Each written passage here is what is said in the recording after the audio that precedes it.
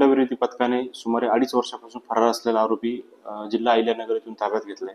त्याची हकीकत अशी की पंचवटी पोलीस ठाणे येथे गुन्हा रजिस्टर नंबर 197/2022 IPC कलम 307, 364 वगैरे प्रमाणे गुन्हा दाखल होता. सदर गुन्ह्यामध्ये यापूर्वी 5 आरोपी अटक केलेले आहेत. त्यामधील एक आरोपी मुख्य आरोपी फरार होता. माननीय पोलीस आयुक्त श्री संदीप कर्णिक सर यांनी गुंडविरोधी पथकांना आदेशित केलं की सदर गंभीर गुन्ह्यातील आरोपी अद्यापपर्यंत फरार असून त्याचा शोध घ्यावा.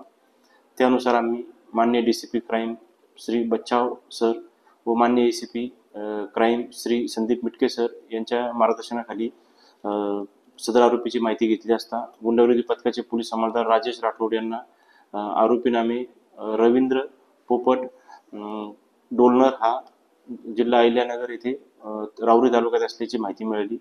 त्यानुसार आम्ही तात्काळ आमच्यासह पोलीस हवालदार सूर्यवंशी, पोलीस अंमलदार राजेश राठोड, गणेश भागवत, प्रदीप ठाकरे